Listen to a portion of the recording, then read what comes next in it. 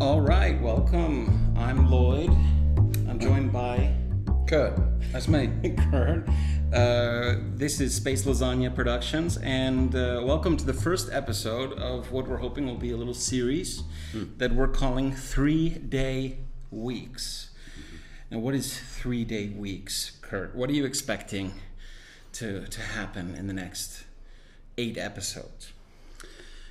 Well, 8 episodes, that's a good question. I mean, I'm still wondering what 3-Day Weeks is all about. But 3-Day Weeks is, to me, what everybody thinks about. Everybody wants this work-life balance, you know. That, to me, is a big thing. You and I work in the tech sector, and we are told work-life balance. What does this really mean? Exactly. What does it mean? That's the question, eh? Alongside grind culture and such and such. So Kurt, over the years, has often remarked at my seeming ability to not work very hard. Yeah. I've been quite envious of it. Although I understand it. I understand we're in different sectors of departments and things like this. Well, in a sense we are. In a sense we're not. And I think this is something that Kurt and I have discussed a lot in the past, is that your position in life oftentimes seems to be determined by your ability to convince not only other people but yourself that your time is of a certain value, and to get people to pay that value so that you don't have to work as much, or in the case of some people, so that you get paid quite a bit more. I don't get paid a huge amount, but I work an acceptable amount to me, which is less, I would say, than Kurt does. So this has been a sort of constant discussion between us. But I wanted to open up that discussion even more and talk about what I think is a really crucial discussion to have: the future of work. And I'm not talking about automation. I'm not talking about living in pods and riding in hyperloops. That's not what I'm talking about. I'm not talking about Zoom meetings. What I'm talking about is 3-day weeks. So take the first day of the week and the last day of the week. If you hate Mondays, take Mondays. If you love Fridays, leave Fridays. Take Wednesdays. Take 2 days out of your working week, lop those right off. And add them to the weekend. Or we could say, in fact, that the weekend becomes the majority of your time. And this gets to the motivation of why we're talking about this. I believe, and I say this from working for 20 years in offices, in organizations, technology companies, investing, marketing, blah, blah, blah, that the idea in the modern age, when 3% of all humans produce enough food for the rest of the 97%, in the days of post-automation, in many ways, the idea that we spend the majority of our time working, not only the majority, 4 days a week would be the majority, but the super majority of our time working, 5 out of every 7 days, for some people even more, is ludicrous. It makes no sense. And in the process of these discussions we've been having, Kurt and I, we realized that we had to do a podcast about this, because the reasons and the systemic sort of how would I put it, the systemic inertia behind 5-day weeks is really crazy, actually, to really think about, and really stunning, and really destructive. So in fact, this will be our argument over the course of the next 8 to 10 episodes, will be to explain why 3-day weeks would be better for the world in almost every way. And we're talking about politics, we're talking about human development, we're talking about the ecology, the economy, health, person-to-person communication, emotional health, community. 3-day weeks are not the answer to the problems of today, but an answer, and a necessary answer to a question that I think everyone has been asking, especially since the pandemic, is what am I doing? What am I doing with my life? Why am I spending 5 out of every 7 days doing it? And should I be? Yeah. Right? Yeah, absolutely. And that's ultimately the reason that we're sitting here, is because we're asking that same question. So with you, we're going to be asking those questions. I invited Kurt to join me because not only do I like to have someone to talk at, but Kurt represents to me in many ways sort of the average guy that I have to convince when I have these highfalutin ideas. Oh yeah. Kurt's the guy to go, well, hang on a minute. Yeah, I've got the pros, I've got the cons. Definitely. They're coming later. So our goal for these 8 to 10 initial episodes is to kind of explain what are we doing, and then to go into really the history of labor, of economic organization, to talk about how we got to where we are. How is it that we got to a world where it's normal to wake up on Monday morning, drive to an office, be in that office from 9 until 4, 9 until 5, and go home? Where did that concept come from? Does that concept actually make sense? And when did it ever? So the Kurt only slightly knows what we're going to be doing for the next few episodes. He's here to react, he's here to ask questions, and he's here to challenge, because I very often I speak as if I know everything about everything, and I in fact don't always. You should have seen the look on his face. Like, I kind of do, but I don't. I think I do, but I very often don't. And questions are super critical in helping us to flesh out our beliefs. So the first episode, or I should say the first episode after this little introduction, is going to be about labor value as a concept. The idea of what is labor, why is it an economic commodity that we buy and sell, what's the history of that, how did that come to be, and what does it mean? Episode 2, we're going to be talking about economic growth. This is something that you're always being told about. You're being told the economy is growing, or we're in a recession, the economy is shrinking, or the economy is going in circles. What does this mean? The economy is a puffer fish and a sponge. Well, where do these concepts come from? What is growth? And what does it mean? Episode 3, we're going to be talking about automation. And again, we're going to go through the history of work and through the history of what automation really is and what it means to the way we work. Episode 4, we're going to take a slight left turn and we're going to talk about collapse theory. So this is from other podcasts, from other writers that have discussed, we'll get to this later, the limits of growth, the idea that ecologically there's a price to pay for a constantly growing economy, and what that price is and whether we're about to pay it. Episode 5, and again, this is tentative, everything, we'll be talking about the alternatives to the current wage system. How could the world be organized if it wasn't organized around wage labor? What could that look like, and what would the consequences be?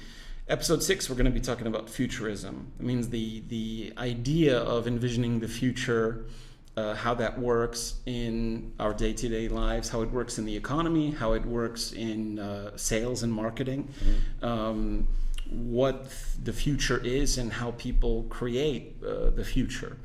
And then the next few episodes, I think, will probably fill with covering up many of the gaping holes in the narrative that we haven't filled yet. So I anticipate that this will be, again, let's say 6 to 8 to 10 episodes that really get around the whole concept of a 3-day week and why we think it's fundamentally a good idea. So let's introduce ourselves and talk about a little bit about what makes us right for this project and what not. I'll go ahead. My name is Lloyd. I have 7 PhDs. One of my PhDs is in PDHology. PhDology? Kurt's looking at me. I don't know. I don't have 7 PhDs. Not like Bruce Banner.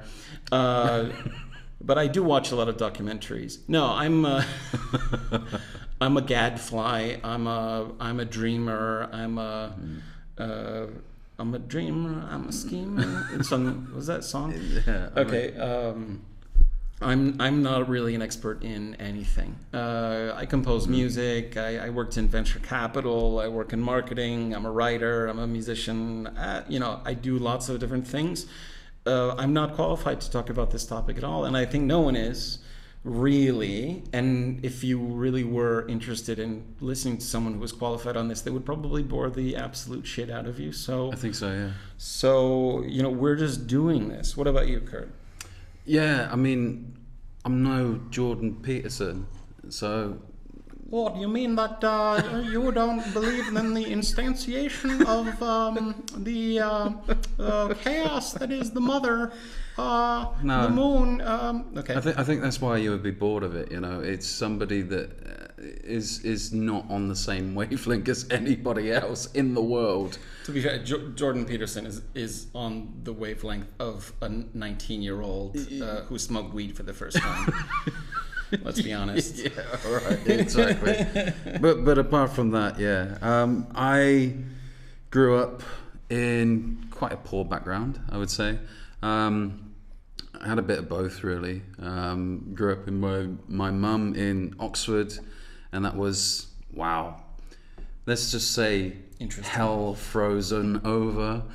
It was a bit of a shithole, but hey, what do? You get up, you pick yourself up, and you get better, Even my accent was a lot different to what it is now.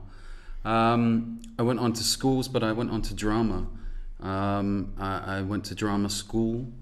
I got, let's not say famous, but famous in the community of stage theatre actors, where I was doing quite well in my field. A working actor with the emphasis on the working. Yeah, absolutely. Mm-hmm. Working actor at the age of 18, 19. I was quite young when I got my first job, actually, which is unusual at that time, for actors to get jobs and keep on getting jobs. Mm-hmm. I got absolutely fucking bored of it. I got bored of the way it was. I got bored of the way people acted around things. Hours were absolutely ridiculous. Pay was even worse. I had 3 jobs, easily, at most times in my life, where I always thought, I have to work hard, really, really hard. I was conditioned with this as a child. You have to work really hard to get something. They didn't tell you what you were going to get. They just said something in life. Something. Well, I think you and I are still raised in that generation where they were still telling kids that you were going to do better than your parents. In the 80s and 90s, when they really thought that was somehow possible, that our boomer age parents had done so well in life, or in your case not quite as well, but there were people who had done so well, and somehow I don't know how it was in the UK, but for us in the 80s and 90s in America, it was kind of this thing of like every kid is told, you can be president. You can be the president of the United States. Polar opposite. Total opposite. It's you'll be a fuck up if you don't get this right. Right. You have to get this right. Get a skill. Oi, get a skill, Kurt. I mean, do something. Plumbing. Be a plumber. I think we could have done better with some of that than, if I'm honest, than the alternative. I kind of regret not going into some fields of skill. I mean, I did. I've even got some certification at home of like I can do something legally, and I can't remember what it was. So here we are, men in our 30s of the millennial generation who are starting to realize, we're looking at our lives and starting to realize that, you know, that prosperity and that stable future that was promised to us if we only worked hard is not materializing. No. And why is it not materializing? When we work, or in your case, full-time jobs, or in my case, when we half-ass part-time jobs, how do we not get ahead when our parents did, doing even more than in some cases than we did? I come from a more privileged background, but my exposure was to a world that always worked out for people who work hard. And the world that I've seen, especially since COVID, is quite the opposite. Oh yeah, absolutely. Things have gone absolutely on their head since COVID. I can't even recognize things. Yeah, and I think that a lot of people feel that way, especially because we've had time to slow down and see. You know, what does it say to people, Kurt? I mean, when more than half, I would say, if people were sent home during COVID and essentially told, well, you are important. Your work is actually not so important that we need you virtually all the time. Yeah. And actually, the amount of work that many people were doing when they went home, they figured out was a little bit less than what they thought they were doing at the office, because you don't have all the social things that go on in offices. So many people went home from full-time jobs and found that they were doing their work in 2 or 3 hours a day. Yeah. This was my experience. I'm sure this was your experience. Yeah, I mean, absolutely. In most of my cases, I probably can do it in about 2 or 3 hours, apart from the obvious time structure that I have to stick by, 8 hours. So in this, one of the reasons we're discussing our beliefs is, you know, when you look at a situation like that, what we have found is that the owner class, the landlord class, looks at that as an opportunity to say, well, Kurt was working 8 hours a day and getting 8 hours a day, or getting 2 hours a day worth of work done. Now that he's at home with no distractions, he can work 4 times as much, because he can get the same work done in 2 hours. Yeah. You could imagine how much work you could get done in 8 hours. This gets right to the core of the problem, because that is the problem. What should actually be happening, right? What actually should be happening is that you should be able to get your work done in 2 or 3 hours and go and enjoy your life. Yeah. Because you've given the amount of value to your work that was required and that they could pay for. So this is what we're going to be talking about. What are our beliefs? And I have it here in 4 sections: political, humanitarian, ideological, ecological. What are your politics, Kurt? We'll be here all day, I think. Nobody tells me nothing. I believed that let's just go on what I did believe instead of what I believe now. Is I believed that I had to work extremely hard. I believed that when I go into a job, I will work my 8 hours. I'll try and work a bit more to try and build up more experience and to try and help me sort of climb that ladder, you know. What I've found is that, especially after COVID, I basically work in tasks now, because yes, I have gone up that ladder a little tiny bit, and it's given me more work, essentially. My same job that I had before, plus more. Because you can do it. Because I can do it, yeah. To a point, you know. So in a sense, you become more productive, and your reward for increasing your productivity is to do more work. To do more work, yeah. It's exactly it, yeah. Yeah. And you know, it comes from me gaining more knowledge about the job, which is fine. But I expected that I would be sort of going into different areas now of my field, not to kind of do the same job plus extra. And if we're describing ourselves, I mean, do you consider yourself kind of a labor supporter, a socialist? How do you fall on the spectrum? Honestly, I don't. True middle. I am absolutely don't encourage lefties, and I don't encourage righties. Okay. And I'm somewhere in the middle trying to figure it all out. Right. Essentially. And not that I don't know anything about what they do, but I don't enjoy any of them. Right. I don't believe in any of it. Or it's either or, you know, I actually do believe in some of the right wing and the left wing. And if you're talking about America, sort of the Republican way of things. Well, there is no left wing in America, so yeah. The Republican way of things. There's a lot of things that I listen to and I kind of go, well, I kind of agree with that to a certain extent, but then, you know, everybody pushes it to a certain limit, and then they want to put up the 10 Commandments in your kid's classroom, and you know, they want to part the sea and be like, let's fucking walk through there. It's going to kill everybody. Not with guns, but with the sea.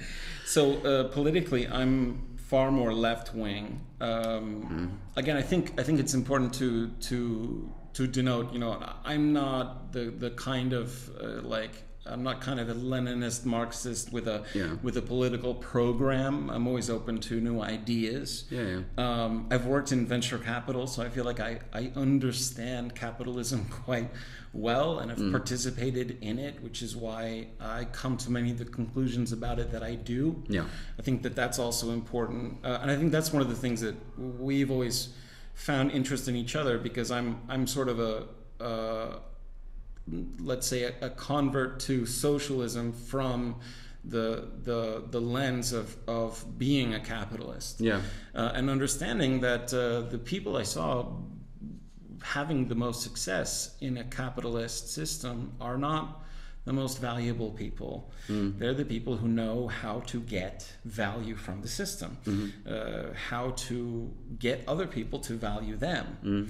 And how they did that had very little to do with actually creating things of value. And we'll get to the meaning of what value is. So those are our politics. Questioning, open, but also liberal in the sense of wanting to have the rights to do what we want, and not being afraid, I think, either of us, of the government taking steps, sometimes radical steps, to make changes when necessary. I mean, I can agree with pretty much everything that you said. I think there's a slight difference with us of our backgrounds that help us get towards these politics, I think. Why mine is so middle sort of non-liberal, sort of righty, is because I feel like I've been cheated by the system so many times that I don't want to join any of them. Whereas maybe you can see something from a different spectrum because you own property, you know, you're a bit more far off in the world than I am right now. But yeah, I feel like I still need to sort of go towards both of these spectrums and figure them out a little bit more. Of course. Push them a little bit more and see what I can do. So politically questioning, politically open, liberal, and socially, I think we're both extremely liberal. So, you know, believe in letting people do their own thing. Our other beliefs, humanitarian, you know, I have a very strong belief in what we're doing right now as a way to primarily help people. So to me, this is, you know, you can talk about class warfare and justice and all this kind of stuff, or you can talk about logic and reason if you want to. But ultimately, my goals are humanitarian. I want people to be happier, to be more free, and to live in a fairer society. And I think about, you know, the society that we're building for our kids. So for me, that's a huge motivation. What about for you? Me, I'm scared to have kids in the world, because I don't know how I can do it. Humanitarian is a good way of thinking about it. Everybody needs that more time to think about what they're doing, and I feel like, I mean, myself, I'm sure you as well, and anybody that listens to this can kind of agree with me. You're kind of pushed into a direction. You feel like you're being pushed in a direction, and you kind of don't want to do it, but you've only got a certain amount of time to think about it. Well, this is kind of what we're trying to do, is that I think a lot of people are swept up in the kind of momentum of their lives, and they're forced to follow along in a system that doesn't seem to make a lot of sense. Yeah. On the other hand, there are massive tectonic shifts that are happening in the way society functions. And you're very quickly running out of a chance to vote on those changes because they'll be upon you. Yeah. This is another thing we wanted to bring up, ecology. You know, the idea of stewarding the environment, protecting the environment for the future. Well, you know, these questions are no longer hypothetical or theoretical. The world is hotter than it's ever been, drier than it's ever been. And the things, I think this is really important. If you look at, Kurt, did you know, if you look at a chart of all the carbon dioxide that's been released into the atmosphere in the last 200 years, when do you think the majority of that carbon was released? When do you think? Probably when the sort of industrial revolution sort of time. So if you look at people reading more books, you nasty bastards. If you look at a map of, if you look at a timeline from the last two, let's say back to 1820, okay, and you had to chart the use of fossil fuels and the production of carbon, where would you put the bulk? When did the bulk of our usage of carbon really start? I don't even know. I couldn't even give you an answer. Like, what's the time when we started producing so much that it was becoming an emergency? Just give me the answer. I can't even think of it. So a lot of people would say probably the 1960s or the 1970s, the time when, you know, we were geometrically growing our carbon footprints, right? The majority of carbon dioxide has been released in the last 20 years, right? Since 2002. Really? Yes. Let's say I didn't even know that. I thought it was because everybody's chopping the bloody trees down, and that's where the carbon dioxide obviously goes, right? Partly because it doesn't get reabsorbed, right? But the majority of CO2 that's been released by anthropogenic sources, human sources, has been in the last 20 years alone. Jesus. Yeah, and one of the reasons is that the populations of developing countries, Brazil, India, China, are growing so fast. Right. Okay. And this is not, by the way, to go back and say, look at what China's doing, because we did exactly the same when our population was growing. And now our usage is going down, still among the highest in Europe and America, but it's going down even as our population stays relatively steady because we're highly developed. But the majority of the carbon in the world has been released recently. So these are not political decisions with so much momentum that they can't be changed in 20 years. Just an economical sort of change. Yeah. Right. Within the last 20 years, we could have made different choices, and they could have had vastly different impacts. And so when we talk about 3-day weeks, I'm not talking about CAFE standards decreasing carbon dioxide by 15% by 2040 and this kind of American Democrat, politics of let's not bother anyone with any changes ever. I'm saying that a lot of these changes can be done right now, and that if they are done right now, they can have huge impacts. And the faster they're done, the more impact they can have. If we were able to just decrease our usage of carbon dioxide by 10% more a year within the next 10 years, right? You're reducing your carbon footprint basically by over 50%. Right, just in those 10 years. So, that's crazy to think about. If you can cut it just 10% a year, I don't know what the number is. You end up with less than half. And this is, we're talking about this, but like, where would we be doing this from? Cutting down all jobs. Yeah, like let's say socially as well. How does this work socially? So I want to go to a cafe on Thursday. You're starting to ask the deep questions of like, how would that actually work functionally? Yeah. And this is something we're going to get into. Yeah, sure. Yeah, right. Absolutely. So we are going to get into that. We're going to get into like, what does your daily life look like if the world is using less labor? Yeah. And when I'm sorry, going off on a tangent talking about carbon dioxide, what I'm really talking about also is work. Yeah. That carbon dioxide, where does it come from? How do you save 10% a year?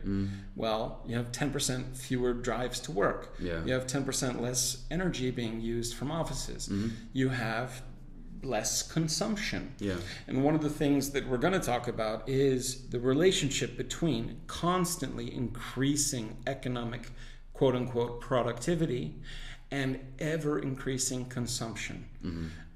You have, there's the old thing especially in America of you have the golden handcuffs. You got to work harder to get the raise so you can get the bigger car, so you can pay for the bigger house. Yeah. Then the bigger house allows you to work more. So that, to get a bigger car so you can drive to the bigger job, so you can get the bigger house, and everything just keeps getting bigger. I visited I've lived in Europe for 15 years. I visited my mother for the first time in years, about 4 years ago. And I looked around on the roads, and so one of the things I noticed was the roads are all falling apart in America, and people are driving around in enormous cars. Laughably large vehicles. And they can't tell the roads are falling apart because they're in these huge 4x4s, which are destroying the roads. Yeah. So then people are thinking, well, I can't buy a Mini because if I do that, I'll get crushed by these giant cars. Right. And that's what growth does, right? Yeah, Everything grows. That's the problem, yeah. Consumption, and that's a huge problem. So when we're talking about 3-day weeks, reducing work, we're actually also talking about reducing consumption. So there are going to be trade-offs. Your cafe idea, I go into a cafe, is there going to be someone to give me a coffee? Well, yes, maybe. Or maybe not. How many cafes are there going to be? These are questions. This is the question, but based on also automation, I suppose that would go in that category. And what are some things that you haven't predicted will be advantageous to you? Yeah. A lot of people, when you talk about reducing consumption and reducing work, they often think of things they have to give up. I have to give up my car. Yeah. I have to live in a smaller house. I have to do this. I have to do that. But you very rarely are told the things that you'll gain. It's true.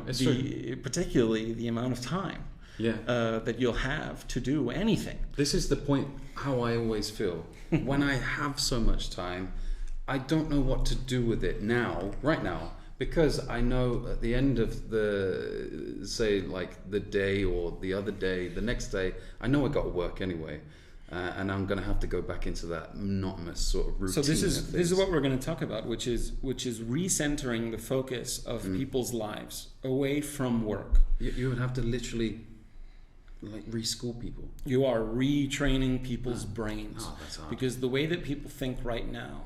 When you go to school, think about like this, Kurt. When you go to school, right? They train you how to think from September to Christmas, and then from Christmas to June to the summer.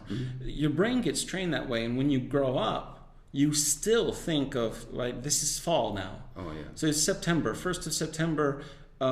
It's fall. That's a new year. Why? Why is it a new year? Because the kids go to school. Yeah. What does that have to do with you? You don't have kids. Yeah. But you still think like that. And businesses think like that. They think, oh, this is fall. This is our season. And it's like, why? We work for a company, Kurt and I. We don't grow crops. No. We don't send kids to school at our company. I mean, our employees have kids. But why is our work year oriented around this concept? Well, I could say it was to do with acquisition and maybe schools, they're going back to school, so they're like, oh, Yeah, so there is this huge engine of consumption, which is huge, associated with the patterns in people's lives around education. Yeah. That's absolutely right. So what you're doing when you're refocusing the center of people's lives away from work is you're also recentering their lives away from consumption. Mm-hmm. You're saying you no longer work 5 days a week so you can consume for 2 days a week. Yeah. You work for 3 days a week so that you can live for 4. Yeah. Right? And what does that living look like? Well, it doesn't involve getting up on Saturday, driving to a shopping mall. It doesn't involve going out on Sunday to the movies, maybe. Maybe it does, but not every week. Yeah. But what we have right now is a culture of overwork and overconsumption to compensate for that overwork. Yeah. I buy more products to make me feel better so I can go back to my job and work more. And we know that this happens, right? This is sort of inarguable. So we're going to be talking about that. One of the things that we're going to be talking about is futurism. And I'm going to put it out there now. We are not futurists, and we are not in favor of so-called futurism. Very often, and I'm going to explain this to you in upcoming episodes, Kurt, futurism is the artificial flavor of the Diet Cola of spiritual emptiness, which is consumerism. That was so eloquently put there. It is the afterbirth of the consequences of consumerism. It is it's a lie. What do I mean by futurism? I'm talking about people like Elon Musk. I'm talking about people like Mark Zuckerberg. The metaverse, and you're going to go live on a Martian colony, buy your Tesla with your autopilot, all that stuff. That is futurism. And futurism is a way of getting you to swallow the bitter present with a sweeter future. It's bullshit. It's wrong. And we're going to be talking about why it is. At the same time, we're going to be talking a lot about history. I'm going to be lecturing, frankly, about history.